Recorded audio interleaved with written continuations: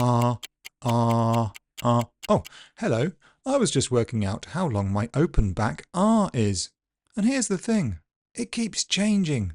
So if you're looking for a simple answer to the question, how long is an English vowel sound, you're definitely in the wrong place. For everyone else, welcome to the POG.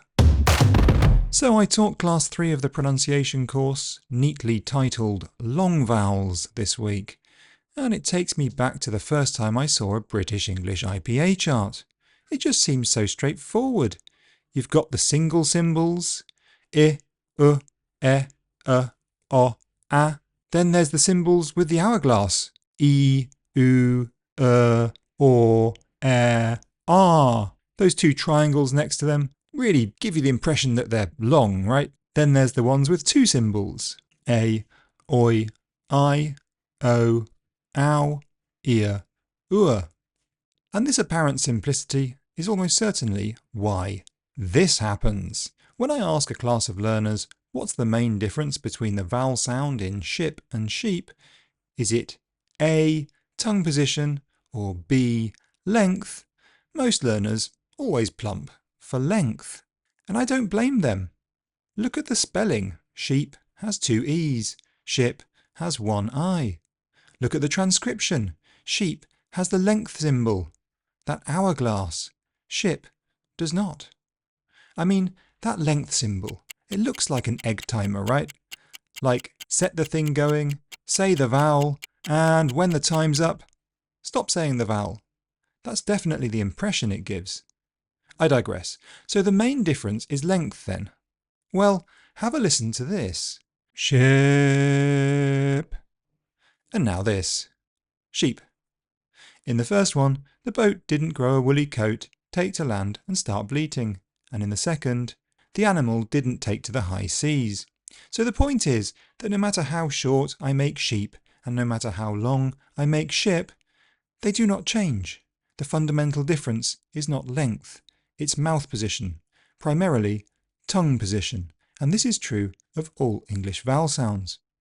Right, now we've got that out of the way, let's take a look at how vowel length actually works.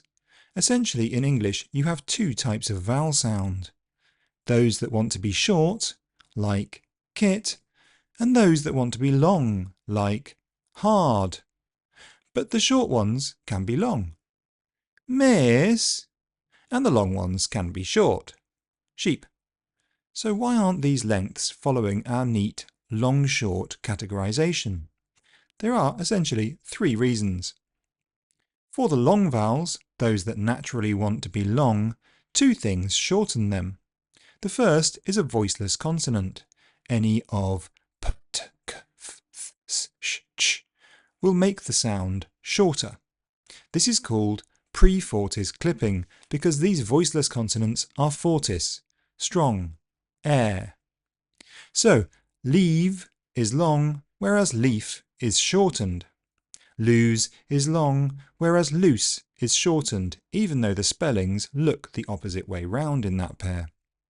Heard is long, hurt is shorter, etc., etc. The shorter one has the voiceless consonant after it. The other thing that makes these long vowels short are weak vowels.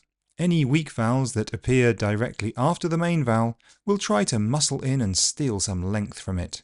So the R in guard is full length, in garden it's shorter, and in gardening it's shorter still. Those weak vowel sounds are eating up the length. And there's a third reason why vowel length can change. Miss was stressed and had a full rise tone. Intonation can giveth and taketh away length. But I'm not going to go into intonation here. Season 2 of the POG is all about that. So yeah, voiceless consonants and weak vowels are the enemies of vowel length, and they make any attempt to categorize English vowels as long and short very difficult. But you can generalize and say that I, U, E, or A want to be short, and I, U, E, or R want to be long. I'll take a look at diphthongs next time. Question? Question? Question! Iwa. I had a question from Pavel in class this week. He asked, why? He's referring to the g sound in finger, which you can't hear in singer, but you can hear in longer. Well, Pavel, this is a classic English pronunciation rule with a lovely little exception for apparently no reason at all. Essentially, in a word that ends in ng, you just say in modern GB English. So, sing, hang. If you add an ending, you still just say so singer, hanger. It's still But if the ng isn't at the end of the root word, you do say the g. So, finger is not from any root word, so you say the g. And England, again, is not from a root. The exception to this is superlatives and comparatives. So, long is but longer is ng. Strong is but strongest is ng. But I should add that in some English accents, particularly in the West Midlands and Manchester, you do hear the g all the time, so sing and wrong. ing endings work a little bit differently, but I'll save that for another time because I've got to get on with my morning. Suffice to say that the title of this episode, Longing, could be Longing, Longin, Longing, or Longin. And if that hasn't left you longing for this episode to end, then I don't know what will.